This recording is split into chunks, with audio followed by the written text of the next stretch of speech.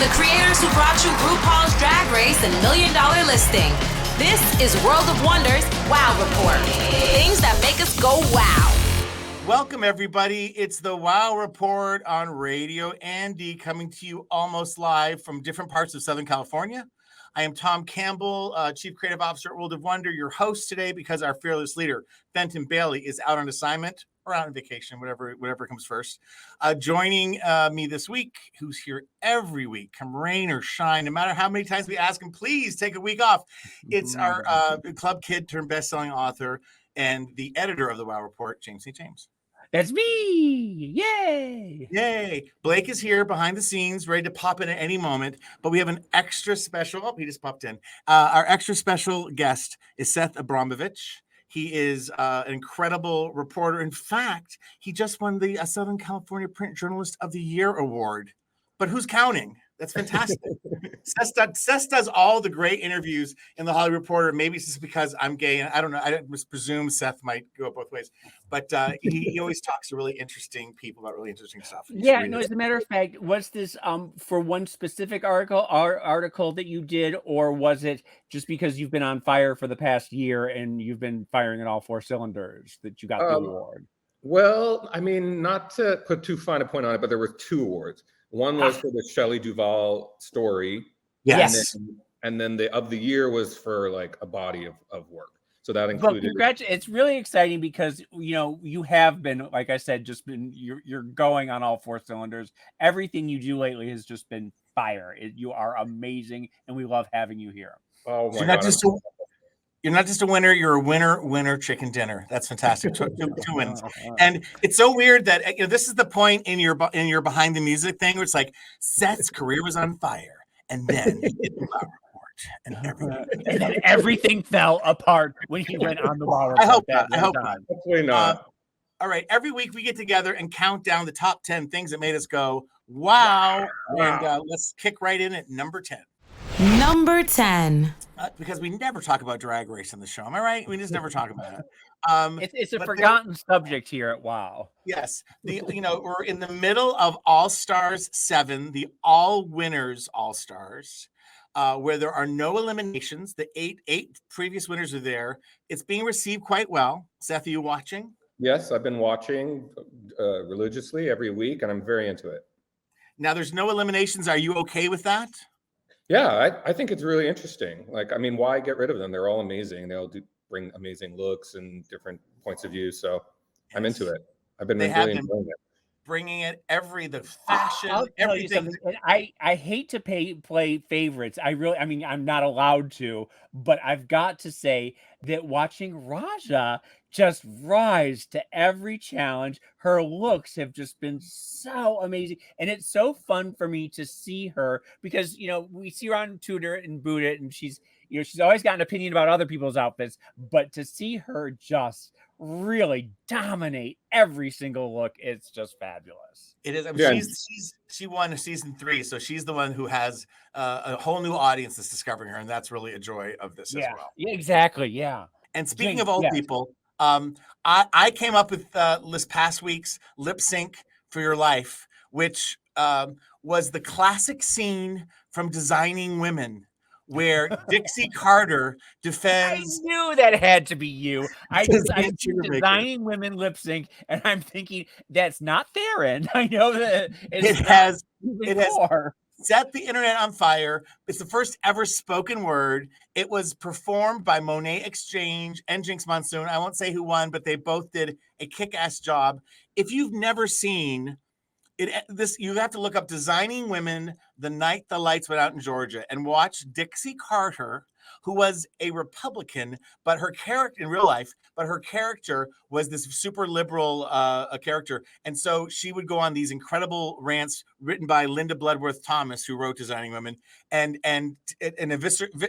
eviscerate prejudice and conservative thinking. It's an amazing lip sync. People online are now suggesting other spoken word lip syncs.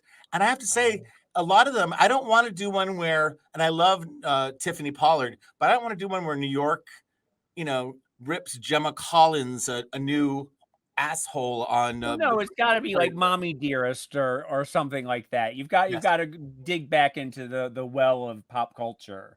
And the person to pay tribute to who did this better than anyone in the spoken word is Lip Synca, who is still around. Yes. And Lip Synca used to do this thing where it's like the phone would ring and she would do like a 5-second, like, what's going on, lip sync, and the phone would ring and she would do another. So I'm wondering if Lip Synca would sue us or celebrate us, or if we can fly her out here. I want to do that next season. She could mentor the kids on how to do that type of spoken word. Yeah. That would be fun.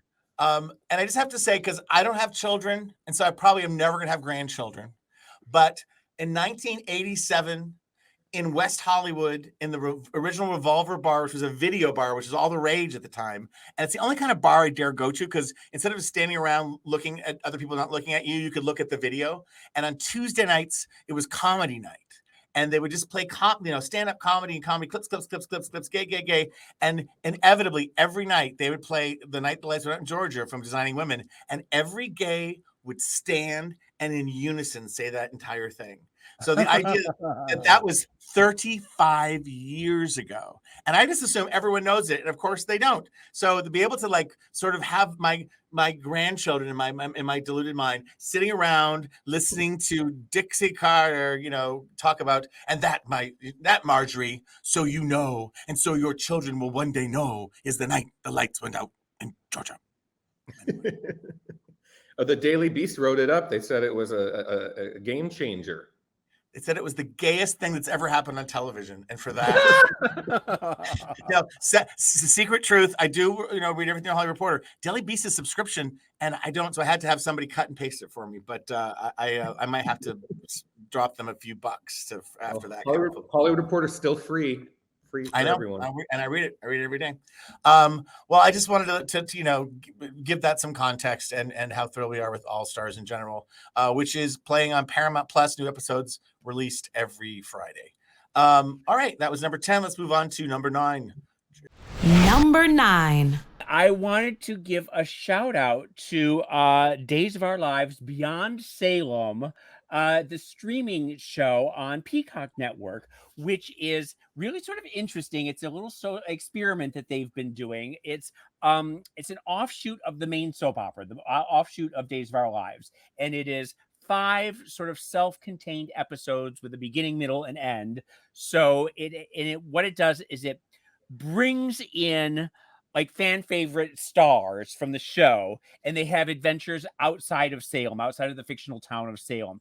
And they get to bring back old stars of the show who have left the soap opera and who want to come back for the fans, but they don't want to commit to like a 6-month or a year-long contract. Or a lot of times when they bring in old characters, it'll be like for Christmas or a funeral or a wedding, and they have like 1 or 2 lines, and it's just not worth it for the actors. So this is a way for some actors to come back to the show who have said they are never coming back to the show, like Bo and Hope, who were on the show in the 80s, 90s, 2000s, and they've both left and said they were never coming back to Days of Our Lives, ever, ever, ever. They were sick of it, but they've been talked to come back for these 5 episodes, and Bo is an angel in heaven looking down on his wife, Hope, and she's, living in Montreal and blah, blah, blah.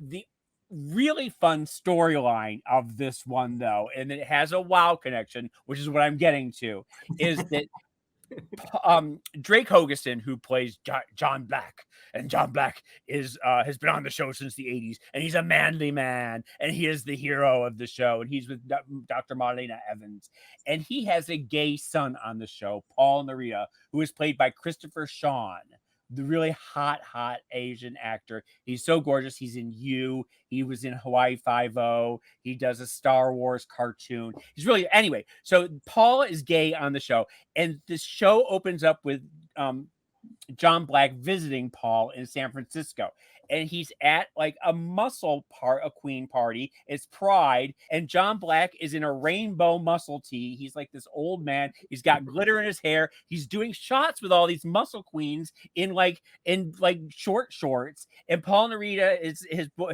son is there with his shirt off, and they're all dancing and to this in like this muscle rave like scene. And it's just hysterical to see this really straight actor, straight guy getting down with the queens, and it's very funny. But the DJ is Tony Moore. Our Tony Moore? Yes, who worked at World of Wonder for years and years and years. Suddenly, all of a sudden, the camera pans over to the DJ. He's in like a pink sequin thing. He's like, Miss Thing, Miss Girl. And he's like, and then he's like, starts flirting with John Black. And he's like, yo, Silver Daddy, get over here. Give me a kiss. And it's Tony. And it is the funniest thing to see. And Tony has been texting me and on Twitter, we've been going back and forth talking about it. And he says this is a dream come true, that he's been watching Days of Our Lives since he was 5 years old, and now he's the gay DJ on the show. Tony Moore is the hardest working, best connected person in Hollywood. He should write a book. True. Because he's worked at World of Wonder. I'm sure he's worked everywhere else. He's done audience warm-up. Yes, in fact, that's how he first came to World of Wonder. Is we hired him like at the Christmas show or something like that to warm up the audience to our Christmas party. We have a show with Tabitha Brown. It's on Food Channel, and we put out, like you always do, casting for people who are picky eaters. Tony Moore is on the tape. It's like he's everywhere, but that's how you make it in this business. You keep trying, keep knocking on doors. Yeah. So anyway, Beyond Salem, Days of Our Lives Beyond Salem is streaming on Peacock, and it is worth the $4.99. I got a subscription just to watch Tony Moore and John Black in a Pride T-shirt. All right, let's move on now to number 8. Number 8. Okay, so number 8 is my selection, and it's the new Thor movie, Thor: Love and Thunder. Now, wait. I want to point out that Seth wanted to distance himself from our selections. He was like, I had nothing to do with your stories. Now we're talking about something you really care about. Thank you, Seth.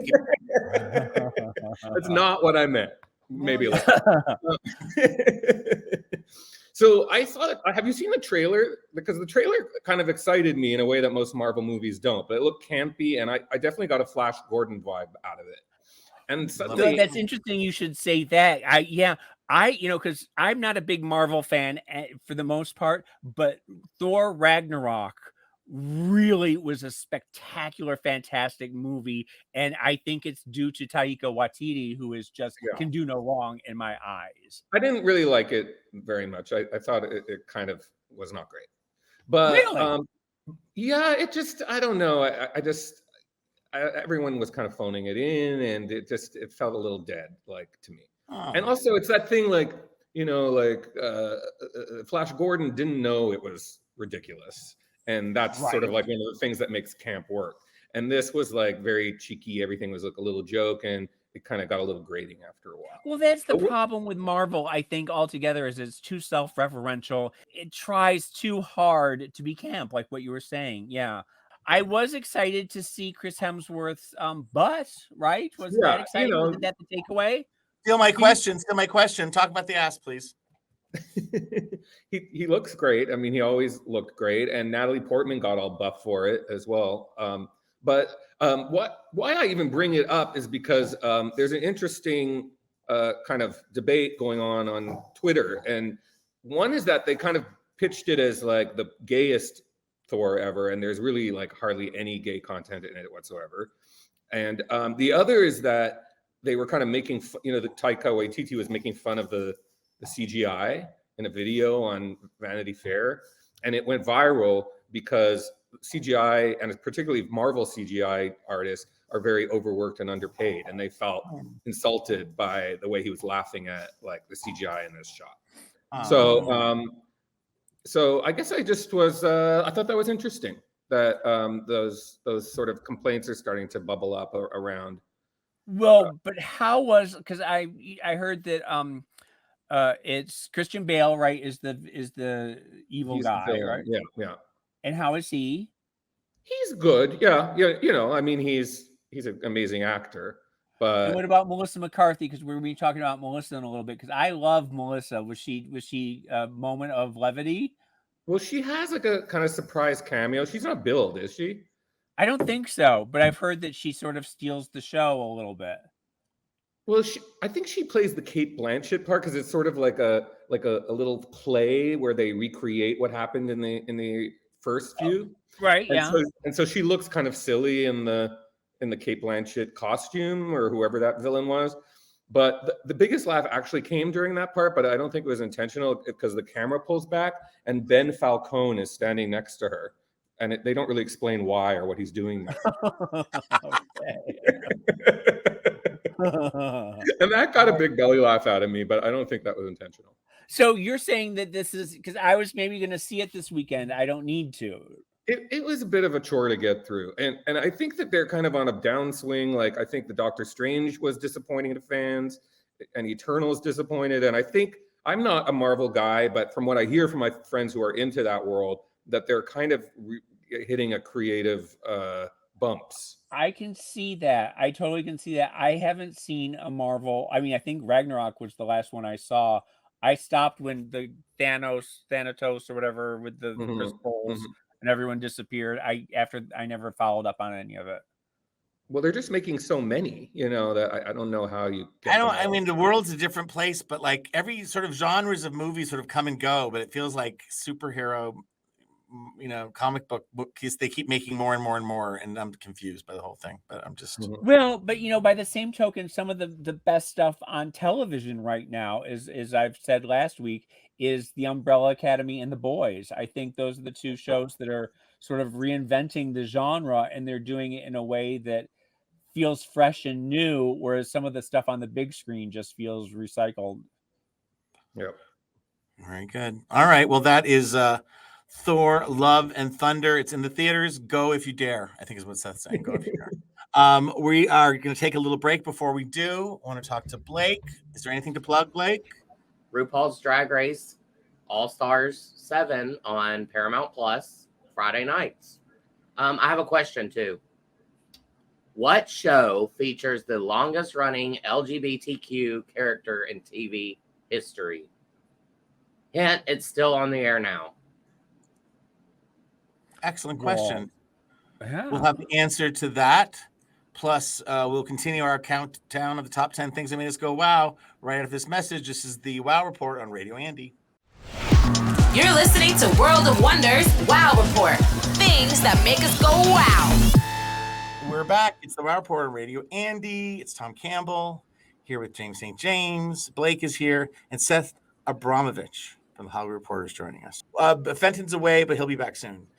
Before the break, Blake asked us a very intriguing trivia question. Please repeat it. What show features the longest running LGBTQ character in TV history? I mean, is it someone from like Coronation Street or like a soap opera or something? Like what? What could it be? I'm going to guess NCIS because I've never seen that show. I guess. I'm going to go with you on that, too. I was thinking one of those big, long CBS-y things, and there's some quirky lesbian in the lab or something. Okay. What is it, Blake? Grey's Anatomy. Oh. It's only been on for 52 years. All right. Well, we're back in our countdown as we explore the top 10 things that made us go wow. This week, we have reached number 7. Number 7. I am watching season 2, 4 episodes in, of Only Murderers in the Building. In the age of streaming and things getting made, I think so quickly and being second seasons being greenlit, sophomore year, very nerve-wracking. Will it be good? Will it be bad? And the first episode, I wasn't sure as always, but they've done a great job. There's a new mystery, and it unfolds, and they're tying in lots of things. They're opening it up. I feel like I have entrusted my suspension of disbelief to really good storytellers and really good actors. And Shirley MacLaine is in this season, right? Yes. Cameos. Shirley MacLaine, who, by the way, God bless Shirley MacLaine. I know she listens. Downton Abbey, not the best use of her. When she did that Downton Abbey, No.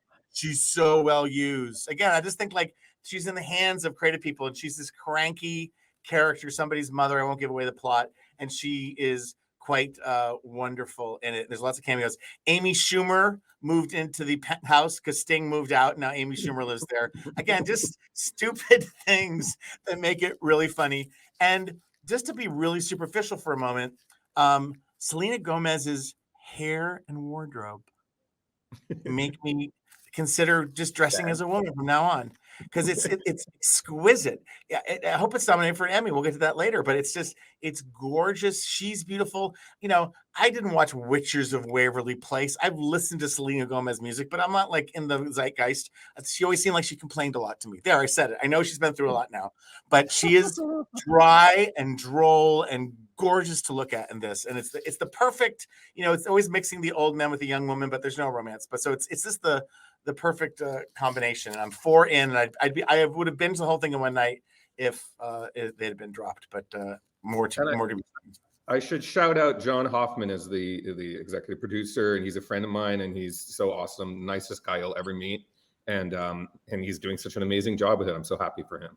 He really is. It's really well. It's well crafted and well acted, and it's beautiful. I read something about, you know, the building they use for the facade is one building, and I don't know where it is, but there's another building that it's kind of it's modeled after, which is on Broadway, or I think it's on Broadway up like. I thought it was supposed to be the Dakotas. What it was, wasn't no, that?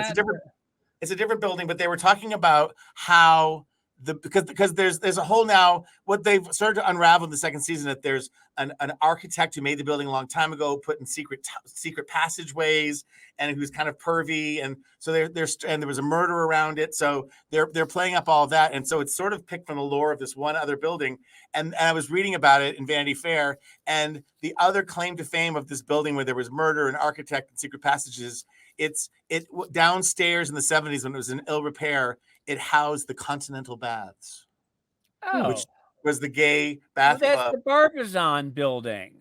Is that it? Yeah, that's where Michele Visage lived when she first came to town. I didn't know above that. Above the Continental Baths, yes. And the Continental Baths, of course, were where Bette Midler, were the gay bathhouse where Bette Midler and Barry Manilow got their start and all that kind of stuff. I love anything that makes New York kind of fairy tale-y and secret, and like remember Beauty and the Beast with yes, Linda I love that. Hamilton, The series, yes, where there was a whole underground world underneath New York. I love that stuff. All the Moulin lore and all that. Yes. So we're gonna move on to number 6, James. Number 6. I wanted to talk about God's Favorite Idiot on Netflix, which is a series starring Melissa McCarthy that we were just talking about, written and also starring Ben Falcone, her husband. Okay. And the thing is, I love Melissa McCarthy. I think some of my favorite shows on earth, when I think of Thunder Force, Life of the Party, Happy Time Murders, Spy, Tammy, Bridesmaids, Gilmore Girls, all of that, I'm right there for her. But sometimes she's a little self-indulgent and some stuff doesn't work. And the story is Ben Falcone is this sort of hapless everyman who gets struck by lightning and he begins to glow, and it comes to light that he is God's messenger on earth, and he has been chosen by God to spread the word. And all of a sudden, like, the people in his office building start following him like sort of Christ's followers, the disciples. And then Satan comes along, and she's like this biker chick, and she's trying to kill him. And then God appears, and she's like this hapless, like sort of grandmother, like on a baking show in England. And she sort of gives like these vague advice that doesn't really mean anything. And so Melissa McCarthy is this sort of coke snorting, day drinking, pill popping, wild party girl who then is like a force for God. It's very odd, and I can't quite figure it out. And I've watched all 8 episodes. But the problem is that Ben Falcone is not the star that Melissa seems to think he is, because he can't carry a whole show. He doesn't have the star power. And it's very strange that they've built this show about this sort of schlubby everyman, and you're just James, we have Melissa on the phone. Can we put Melissa McCarthy through to James? She wants to talk to you about this. Would you watch this show, Seth? No. No. I mean, I already brought up in the Thor thing that I thought it was weird he was there. Like, I don't really understand their creative partnership. Exactly. And it feels so much of it feels like they're just riffing, like they are just given a scene and they say go and they just sort of improvise. And that's sometimes it works, like in Tammy or Spy or Life of the Party. Bridesmaids, just let her go. But sometimes it just doesn't work. And I don't think it works for this. Well, I think it works for them, and I would never judge that. Great. Yeah.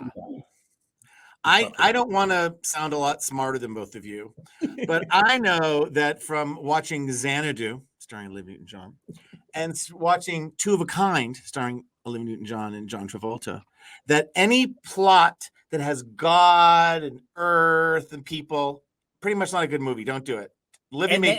This tries to reconcile the Jewish faith and the Muslim faith and the Christian faith, because there's different characters that all have different religions and they all end up following this character. And it's weird that they're sort of like trying to appeal to some sort of right-wing America, maybe. I read, I don't quite understand what the pitch was for this at all and who they thought they were going to appeal to. But they seem to have this wonderful deal with Netflix because they keep pumping out more. And Melissa McCarthy has a movie or a series coming out every 6 months. Well, that was the old Netflix. We'll see the new belt tightened Netflix if that kind of stuff keeps getting made. We'll see. Okay. Let's move on. All right. Very exciting. We're moving on to number 5. Seth. Number 5. All right. Number 5. Now something we loved, Moulin Rouge, the musical. And It's only taken me 3 years to see it, what with, living in LA and then the pandemic, but it finally came here and it's at the Pantages and it's a beautiful marriage of theater and over the top production, because the theaters are already over the top and they look like they were all built on the same vision. And I didn't know what to expect. I liked the movie, it's a classic, but and it just blew me away. I could not believe how much talent was on that stage. I was like, kind of dumbfounded at moments where you felt like you were just seeing the best people, but they make it look so easy. And there's like 60 different pop songs in it. Your head will spin. And they do kind of get you dizzy in that falling in love way, which is, I think, the point of all of the over the topness, is to like make you feel like you're falling in love. And they do, and they work so hard. And anyway, if you're anywhere near the Pantages, and it's also traveling around the country, go see this Moulin Rouge. And I hear this traveling cast, it measures up to the Broadway cast. So you're not missing out. Funny because I saw the Broadway show. Fenton and I went to go see it in New York, and it was when Sebastian Stan was in the Ewan McGregor role. And I went into it with zero expectations, like you. I like the movie. The movie's okay, but it's not my favorite Baz Luhrmann. But I was blown away by like you said, just the dizzying talent. And I don't like jukebox musicals. I hate them. I loathe them on principle. This one really got me going. And I was standing on my feet cheering. I was just in rapture the whole time. I thought it's absolutely spectacular. And I agree with you. It's a great way to spend the night. Go to Pantages. I saw it in New York, original cast. I thought it was a little overwhelming, but maybe I'd been up late. But I did enjoy it, and it did inspire Moulin Rouge. So for that, I will be forever grateful. Always bringing it back. Always working for that paycheck, girl. Back to the subject at hand. Well, they did kind of miss the fairy. I thought Willow was a better fairy than they did in the musical. Seth, that's all I needed to hear. Ours was better. Thank you, Seth. That's why we brought you here. You can leave now. We're good. We're done with you. Thank you very much. All right. We're about to take a break. Before we do, Blake always has something to share. What you got? Well, RuPaul's Drag Race. Again, we've got Drag Race Down Under. Premieres July 30th on WOW Presents Plus worldwide, excluding Canada, UK, and Down Under, where you can see it on TVNZ in New Zealand and Stan in Australia. And they call it TVNZ just for our. Well, this is an American show, so we say Z. Okay. Well, I travel around the world, so.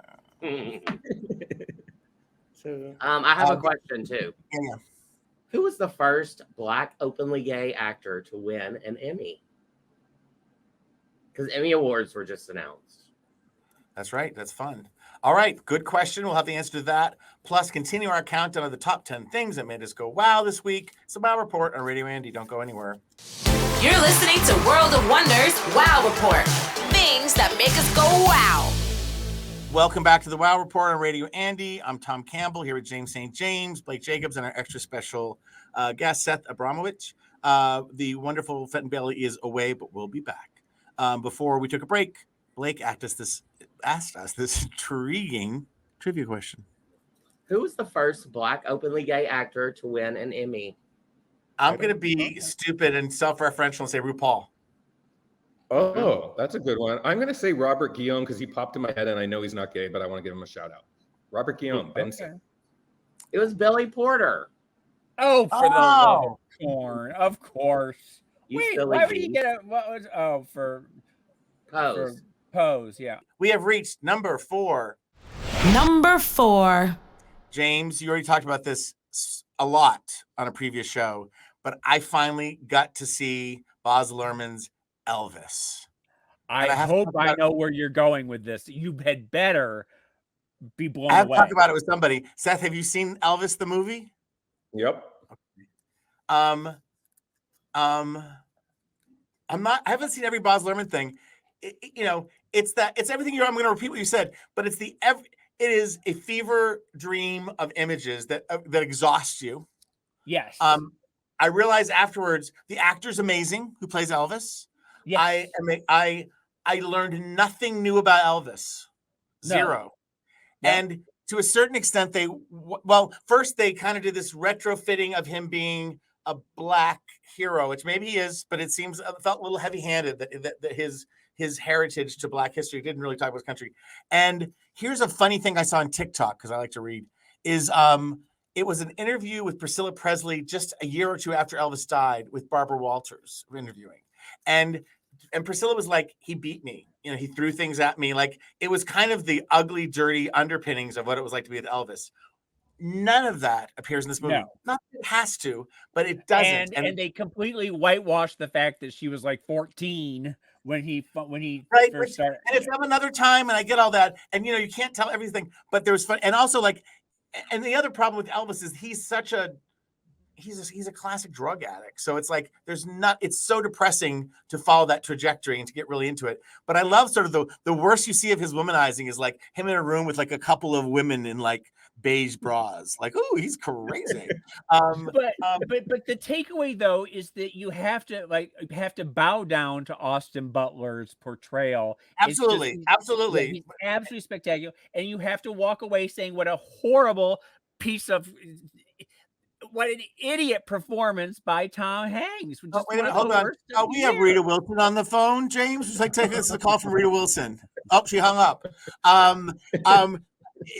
One other thing I was going to say is like what Priscilla Presley has done, what she smartly did at one point was like, because Priscilla and Lisa Marie, they endorsed this movie heavily. They're like, this is great because it cleans it all up. Because Priscilla was smart at one point to think like, my paycheck, my meal ticket, is to make Elvis's legacy. We were always in love. We were loved forever. It's like he loves me today. He loved Lisa Marie. He was a great father, even in spite of ...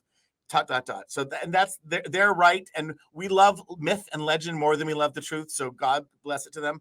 But what I realized, and maybe you said this, James, but it may have been my own thought, is that Baz Luhrmann is the Colonel. Oh. Because it's really what you find out is that it's so much about the Colonel, and you really want to be more about Elvis. And then the Colonel's played with Tom Hanks in a really over the top scene stealing kind of things. But you realize that Baz Luhrmann is the showman, is the huckster, is the guy who will say and do anything to make you fall in love. Make it and so. to want it. Seth, our guest who we don't let talk, what did you think of the Elvis movie? I loved it. I was totally good. I love it. Change of opinion. Good. Go. I didn't go in with huge expectations, but I've always had a thing for Elvis. And a lot of it had to do with that 68 comeback special when I saw it, when he came out in that like all black leather outfit. It just did something to me. And they spend a lot of time on the taping of that special. That's the one time that the movie kind of pauses. And Austin's ass in those black leather pants. Oh. Yeah, his performance was amazing. And just like the Moulin Rouge, it's excess and it's visual overstimulation and auditory overstimulation. But I was feeling it. No one else is really giving Elvis his props right now. So I was like, if Boz wants to give him 2.5 hours of love, then I'm there for it. Yeah. It's interesting to me, though, that, like I said, that I've never understood Fat Elvis in the white pantsuit, the sweaty pompadour, and all that. I never understood why women were still creaming their panties over that. But in this movie, I was with Elvis every step of the way, so that by the time he's Fat Elvis in the white pantsuit, I was still loving him so much. I really understood Fat Elvis in the 70s. We're moving on now to number 3. Number 3. Number 3, this is a podcast that I want to do just by myself every week. I want to talk about characters who should be gay but aren't. And I don't quite understand the reasoning behind it. The classic for me is Chandler on Friends. Right. Would have made so much more sense if they will just allowed Chandler to be gay. Instead of having him and Monica, he could have explored the thing with Joey. He would have been the finger snapping gay best friend who's all uptight and everything like that. It just makes sense.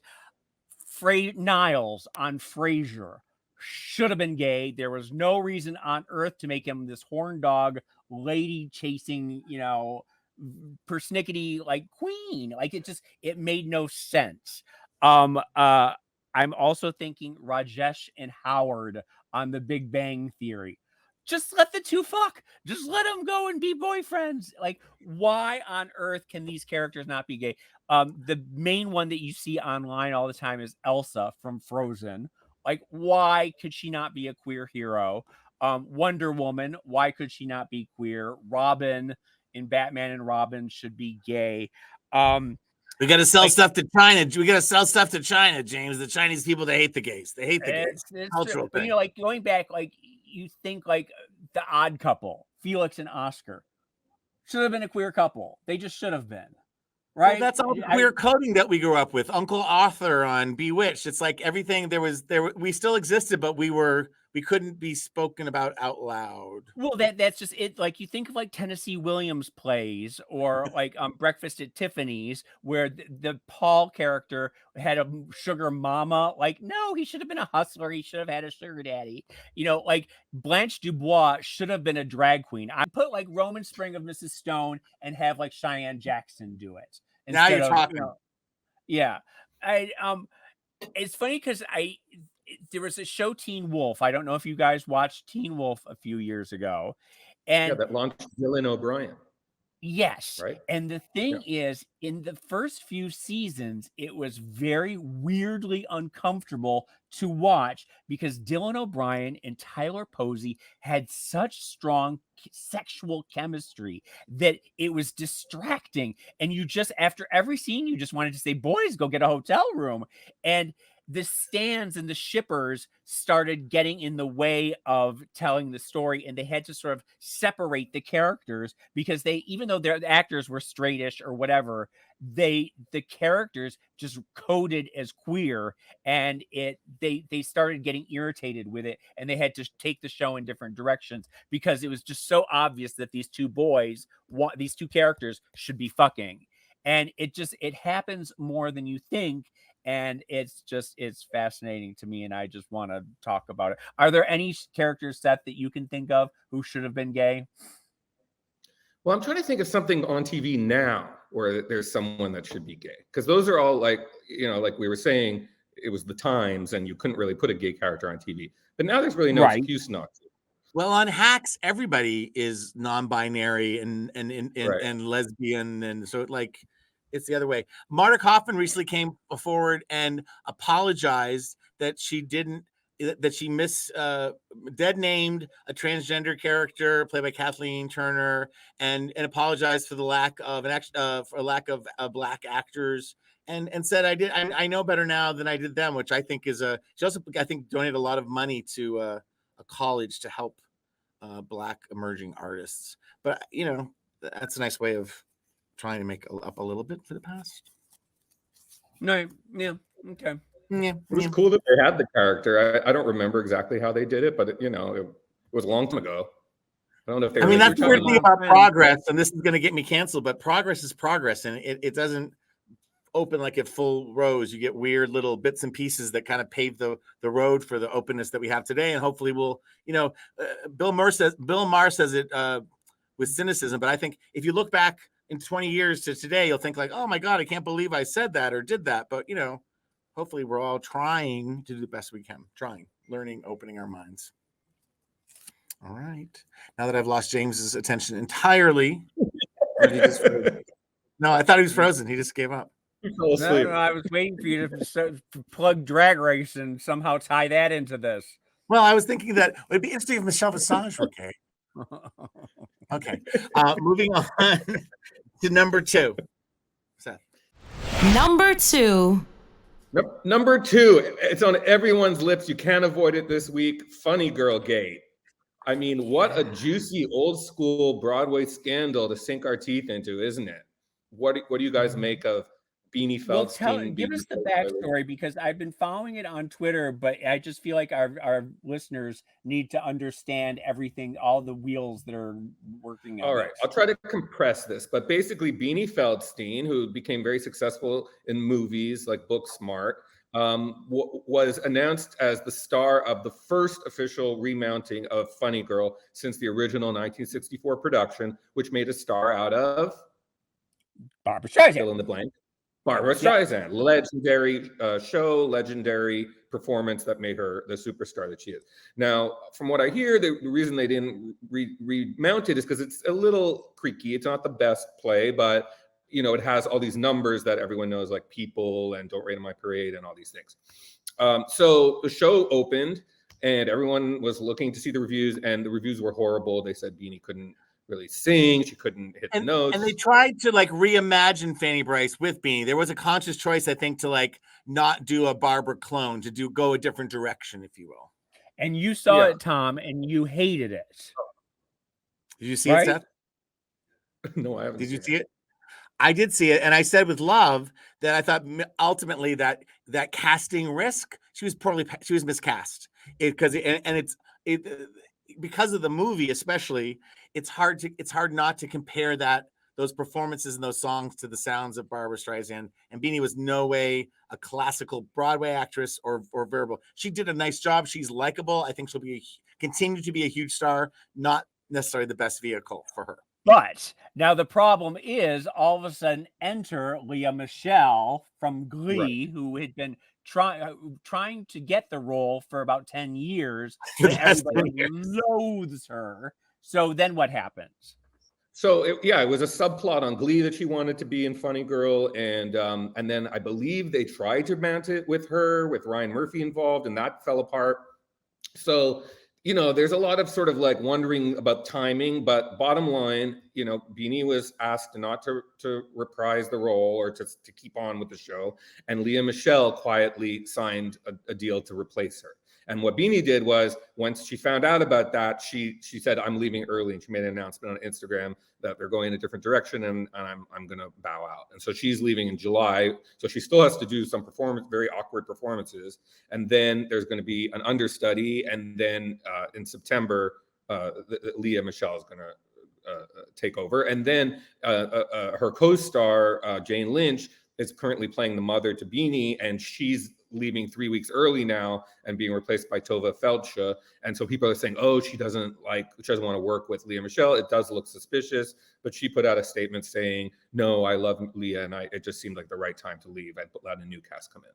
So that's all the gossip. But there is a classic clip from Glee, a show I never watched, that I've seen a clip of, where Lea Michele starts to sing Don't Rain on My Parade, or I'm the greatest star. And the Sue Sylvester, the character played by what's her name?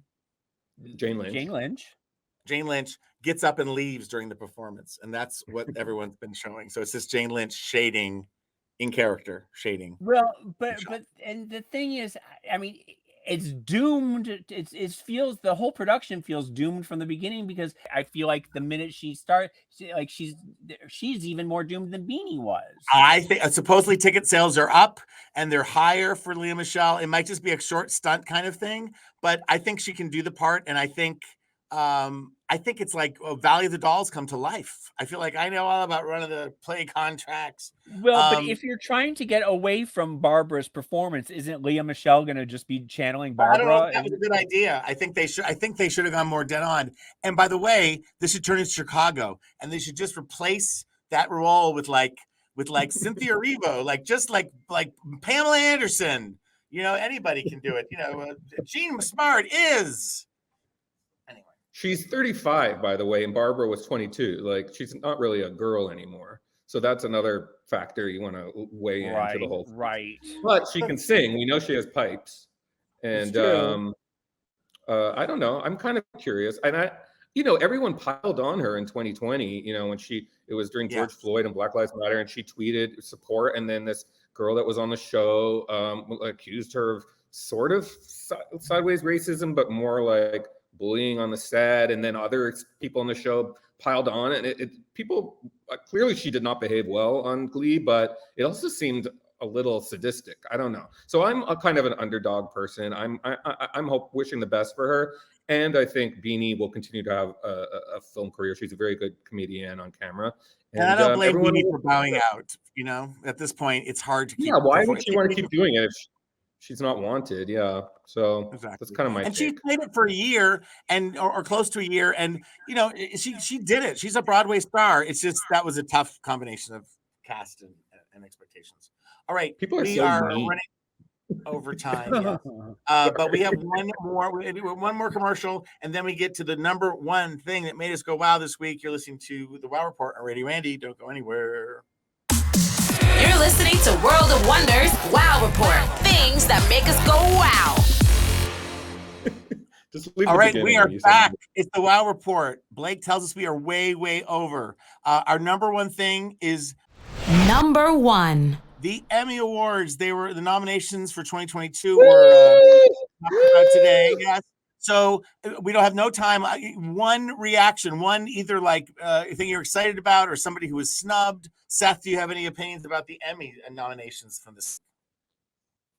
Congratulations to Pam and Tommy for being what seems like a trashy a show, but actually had some interesting depth to it. And I was surprised to see it get nominated for anything. So congrats to Pam and Tommy. That has the talking penis in it, correct? Yes, and everyone likes to dismiss it because of the talking penis, but it has a lot of that's not me dismissing. That is me honoring. Dare you? I'm just very excited that your face makes me sad. Your shoes are very poor. What is going on? Julia Garner for inventing Anna is my favorite show. Also, I'm excited about Jennifer Coolidge for White Lotus, Sydney Sweeney, and Shirley Ralph for Abbott Elementary. I love Shirley Ralph. There's some controversy about there being so much television that a lot of categories are flooded with all the Succession actors are together. All of the, it's on and on. Oh, Jeremy Strong and Kieran Culkin. Yes, two of my favorites. And more. So, and I was talking to RuPaul about that this morning. Hope he doesn't mind that I quote. And he said, you know what? Because there's so much television, there's so much overlap. It's time to bring back the Cable Ace Awards. Isn't that a great idea? But the streamies or something. There's money to be made, Seth. You're at the Hollywood Reporter. You can make this happen. We'll produce with your connections and our know-how. Rouge a genius. He really is. And we always. That's like a standard joke. We're always like, what smells like a Cable Ace Award? We're just like, that's our highest achievement in life. All right. Well, congratulations to all the Emmy nominees. Maybe we'll talk more about you guys as the date approaches. It's wonderful to come to you every week here. Thank you, Andy Cohen and Fenton Bailey, who's away today. Seth Abramowitz, thanks so much for taking time out of your busy day to talk to us. James St. James, I'm going to give you some notes after this. I'm going to call you and give you some notes of your performance today. Blake, I love you. How dare you? Until next time, go out and do something that makes the world go wow. Wow.